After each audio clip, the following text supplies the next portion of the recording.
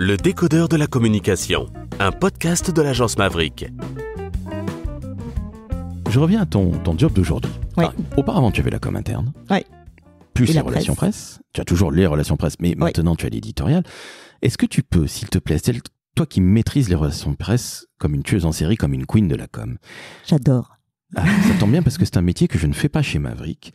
Est-ce que tu peux nous expliquer en quelques minutes comment on fait un plan de relations presse? Je sais que la question est complexe, mais comprenez bien que c'est pas simplement appeler des journalistes en leur disant tu peux nous faire partir, tu peux nous faire passer ce message, bref, ce CP. Explique-nous ce que c'est, s'il te plaît, Estelle, que nos auditrices, auditeurs comprennent bien à quel point c'est un métier qui est fondamental. C'est un métier qui est presque central dans la com, je trouve, aujourd'hui. Ah oui, qui est un métier qui est central, qui a pu être éclipsé un petit moment par les réseaux sociaux, mais qui retrouve aussi toutes ces lettres de noblesse, et notamment, étonnamment, via l'IA. Parce que l'IA se nourrit de sources crédibles, et les sources qui font autorité, souvent, ce sont des articles de presse qui paraissent dans des médias de référence. Donc, par rebond, le métier des relations presse prend une nouvelle dimension à l'heure de l'IA.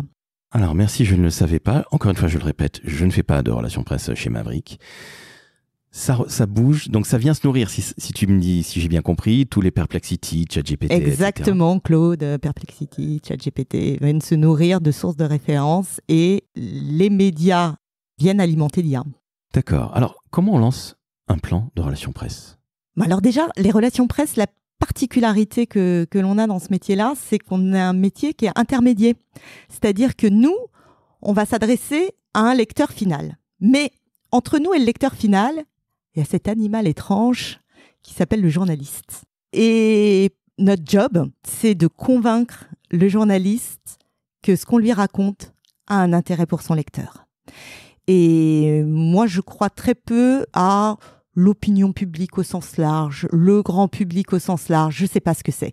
En revanche, des relations presse sur mesure pour s'adresser aux lecteurs de Ouest France, aux lecteurs des Échos, ou aux lecteurs du Parisien, ou à Hugo Décrypte, TF1, France 2, enfin peu importe le canal, le média, qu'on soit en presse écrite, web, réseaux sociaux, télé, peu importe, on doit passer par le journaliste et le convaincre.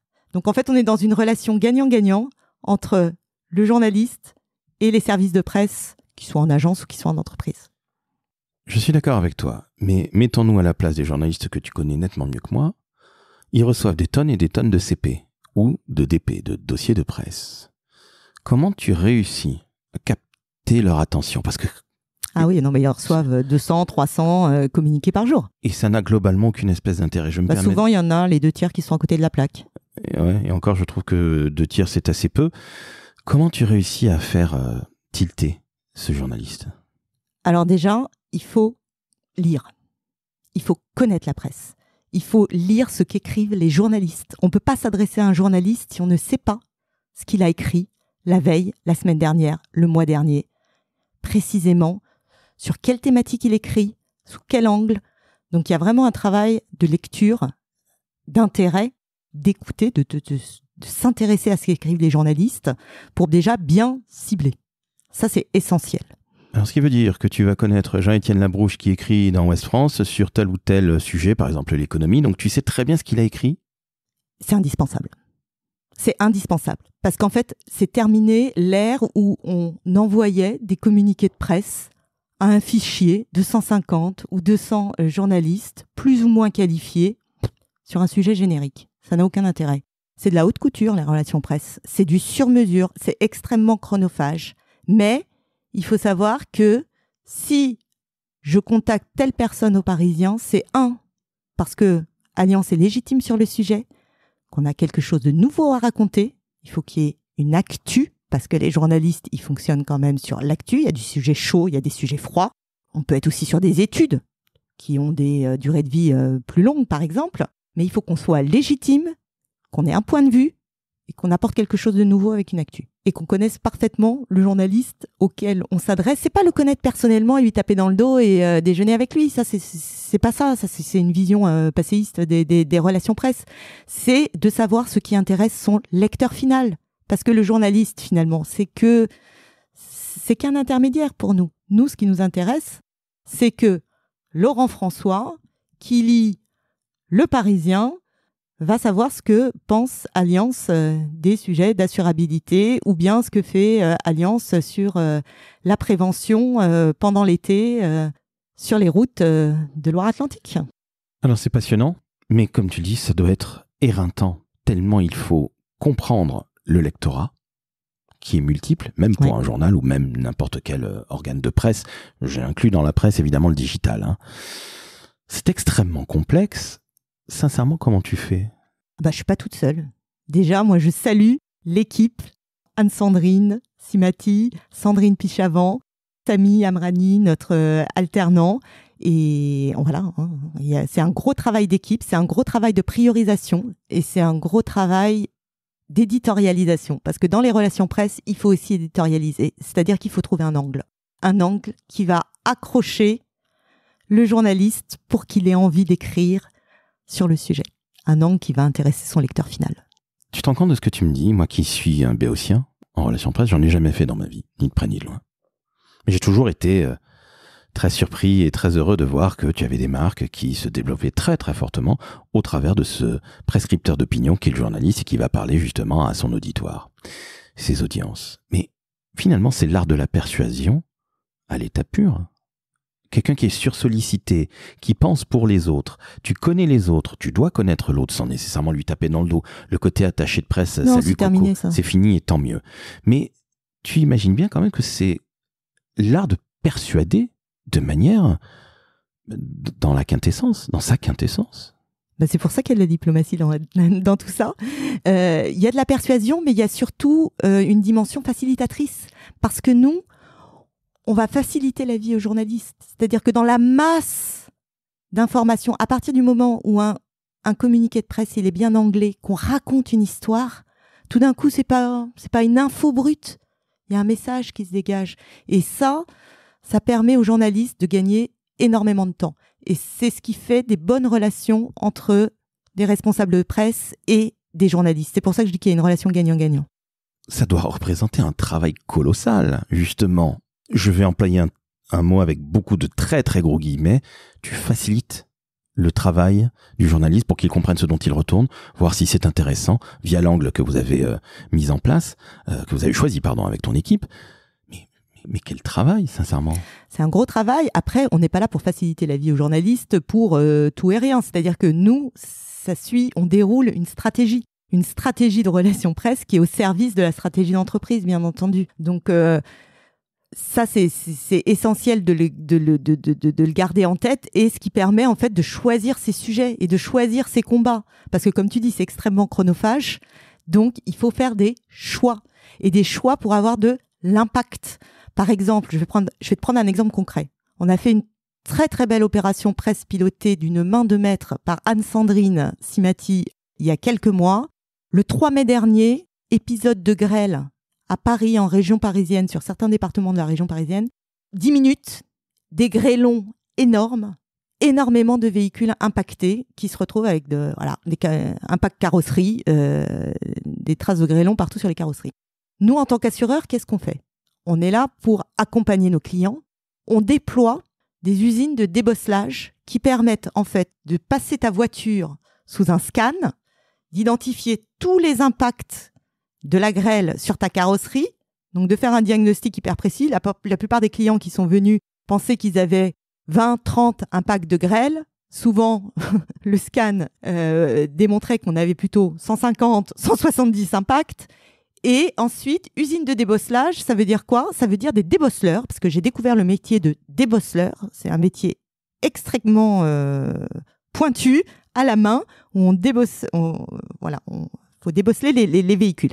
Là-dessus, qu'est-ce qu'on propose, nous, en relation presse ? Notre objectif, c'est quoi ? Notre objectif, c'est de démontrer que, comme tu le disais, on est auprès de nos clients de A à Z. Il y a un sinistre, il y a de la grêle. Nous, l'objectif, c'est de démontrer qu'on accompagne nos clients dans ces moments critiques pour eux parce que leur véhicule est impacté. Eh bien, qu'est-ce qu'on fait ? On monte des dispositifs qu'on appelle clés en main pour les médias. Et notamment pour la télé, parce que c'est extrêmement visuel, une usine de débosselage. Donc, qu'est-ce qu'on fait ? Anne-Sandrine, elle décroche son téléphone et elle fait venir France 2, M6, Elle fait venir en radio RTL qui raconte les choses et qui suit des parcours clients comme ça, de clients qui viennent faire débosseler leur véhicule et qui peuvent témoigner de la qualité de service d'Allianz qui les a accompagnés pendant cette période-là. Donc, ce clé en main, pour la télé, ça veut dire quoi ? Ça veut dire qu'il faut des images indispensables. Et oui, il y a des usines de débosselage. Il y en avait. On est allé en l'occurrence sur le site d'Elancourt où il y a une usine qui a été. C'est un gros dispositif parce que ça veut dire trouver un bail, trouver un lieu, signer un bail, installer les équipes de scan et de débosselage qui restent en général pour des périodes longues, 6 mois. Et là, je peux te dire que et aux auditeurs que les journalistes télé étaient ravis parce qu'ils ont pu avoir du clé en main, c'est-à-dire du témoignage client, du témoignage expert, du témoignage de débosseleur, des images. Et leur reportage, il était monté. Et tout ça, ils font ça en combien de temps, en moyenne ? Là, en général, ils ont quand même passé 2 heures. Oui, voilà, 2 heures. Donc, ce qui peut paraître très long pour toi, mais en général, c'est beaucoup plus court, si je dis pas de bêtises. Et après, pour un sujet de 20-30 secondes. Mais qu'une équipe télé se déplace 2 heures, c'est énorme. Sachant que la plupart du temps, on est prévenu, c'est des sujets qu'on leur a proposés clé en main, mais des fois, on peut être prévenu par les équipes télé à 16h30 pour le 20h. Oui, c'est ça. C'est-à-dire qu'il faut savoir agir très très vite par moment. Oui. Il y a des sujets un petit peu plus froids. Tout à fait. Quand on est sur une actualité qui est brûlante comme celle-là, il faut aller très très vite. C'est pas évident à organiser. Et je pense néanmoins qu'il y a quand même un intérêt des médias. Il faut beaucoup les convaincre, ou est-ce que finalement, je vais pas dire que ça se fait tout seul, mais c'est peut-être un peu moins difficile qu'à l'habitude. Alors, déjà, la grande chance qu'on a, c'est que moi, je travaille chez Allianz France. Et comme tu l'as dit, la marque Allianz, c'est une marque connue. C'est quand même beaucoup plus facile. Dans ma carrière, avant, j'ai travaillé pour des acteurs qui étaient moins connus. Je t'avoue, quand tu décroches ton téléphone et que tu travailles pour un acteur absolument inconnu dont personne n'a entendu le nom, c'est quand même plus difficile. Allianz, c'est une carte de visite extraordinaire qui peut, des fois aussi, auprès des journalistes, évoquer des réticences. Ouais, bon. Il faut convaincre. Ouais. Après, pour répondre à ta question, ce qui est clé dans les relations presse, c'est la temporalité. Tu vois, sur cet exemple que je t'ai donné du débosselage, l'épisode de grêle, il a eu lieu le samedi 3 mai. Dans les médias, on en parlait dès le samedi soir. Seulement, moi, ce que je t'ai expliqué, c'est que l'usine de débosselage, elle s'installe pas en 24 heures. Ce n'est pas possible. Il a fallu 10 jours. 10 jours, le temps de trouver des espaces, de signer les baux, etc. Alors, comment est-ce qu'on fait pour rebondir quand 10 jours après, comme tu le dis, dans l'actu chaude, on est passé à autre chose, hein. Des fois aussi, dans les relations presse, il y a des moments où on a des temps de rebond. Ce qui s'est passé, c'est que nous, notre dispositif, il était totalement prêt et malheureusement, on le sait, les épisodes de grêle, c'est extrêmement saisonnier et que sur la période du printemps, entre printemps-été, mai-juillet, on sait qu'il va y avoir plusieurs épisodes de grêle, malheureusement, pour nous, en tant qu'assureur. Mais ce qui s'est passé, c'est que 10 jours après, l'usine était prête. Et il y a eu un nouvel épisode de grêle, pas à Paris, mais dans le sud-ouest. Et là, les journaux télé, ils sont revenus. C'est là qu'ils sont venus filmer chez nous pour voir ce dispositif de débosselage qui peut être déployé partout en France. Donc en fait, il faut être très agile. Il faut être tactique. Il faut être agile. Et quand je dis tactique, pour moi, c'est pas du tout incompatible avec stratégique. Moi, j'aime être stratégique et tactique. Stratégique, ça veut dire quoi ? Ça veut dire qu'on creuse un sillon. Les relations presse, c'est pas une succession de coups. Ça ne marche pas. Les relations presse, c'est creuser un sillon qui est en soutien de la stratégie de l'entreprise. C'est quoi notre objectif ? C'est de travailler la qualité de la relation client. En tant qu'assureur, on est dans l'anticipation. Ça veut dire que, en tant qu'assureur, on est dans l'engagement. C'est ça nos grandes thématiques. Et ensuite, il faut être tactique pour savoir rebondir sur l'actualité correctement et créer l'actualité aussi quand il n'y en a pas, avec des actus froides, des études, des sondages, aller surprendre. D'accord. C'est bien le cas de le dire, tu es toujours en veille. Oui. Je trouve ça épuisant, non pas la manière dont tu nous en parles parce que c'est absolument passionnant, mais je me dis, mais mon Dieu, moi je deviendrais cinglé, je te le dis très sincèrement.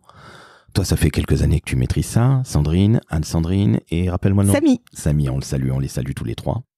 Je trouve ça absolument épuisant, mais j'imagine aussi qu'il doit y avoir un kiff total. Il y a beaucoup d'adrénaline. Ouais, c'est ça. Moi, j'adore. Moi, je lis les journaux la veille au soir dès que j'ai mes abonnements qui tombent. Oui, moi, j'adore lire Les Échos, Le Monde, Le Parisien la veille au soir. Alors, je parcours en diagonale parce que je peux pas tout lire.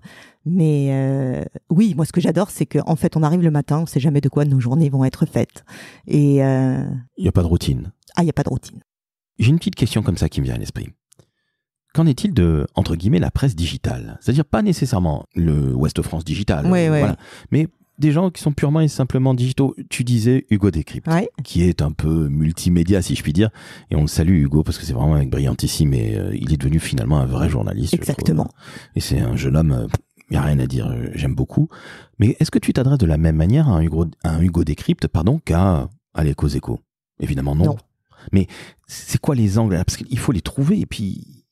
Il y a peut-être d'autres informations, vous voyez, peut-être même des vidéos. Exactement. Donc là, il faut s'adapter. Il faut s'adapter aux médias et à son audience finale. En fait, c'est ça, c'est de comprendre quelle est son audience finale. Avec Hugo Décrypte, c'est vrai qu'en plus, il est extrêmement sollicité. Donc, il faut trouver la thématique et surtout l'angle qui va intéresser sa communauté, les personnes qui le suivent. Et ça va pas être sur tous les sujets. En revanche, sur des sujets de prévention, sur des sujets liés au climat, sur la campagne, par exemple, sur le cyberharcèlement qu'on a faite récemment. Là, ce sont des thématiques qui sont tout à fait dans la ligne éditoriale d'Hugo Décrypte. Ce qui veut dire qu'aujourd'hui, Estelle, tu es entre la presse classique, tout le digital, qui est vraiment un foisonnement et un bouillonnement. Est-ce que, en termes de contenu, tu as un rapport avec les équipes contenu quelque part? Est-ce qu'à un moment, il y a du contact ou pas spécialement? On se parle parce que l'important, c'est qu'il y ait une cohérence de la direction de la communication au sens large et de la façon dont on parle au public interne et au public externe. Tout ça, c'est totalement décloisonné.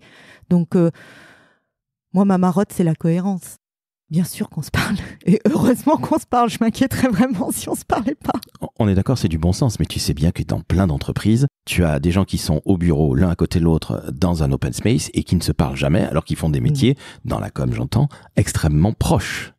Ah oui, non, mais là, il y a un problème. Oui, un problème de communication. Ah ben ça alors.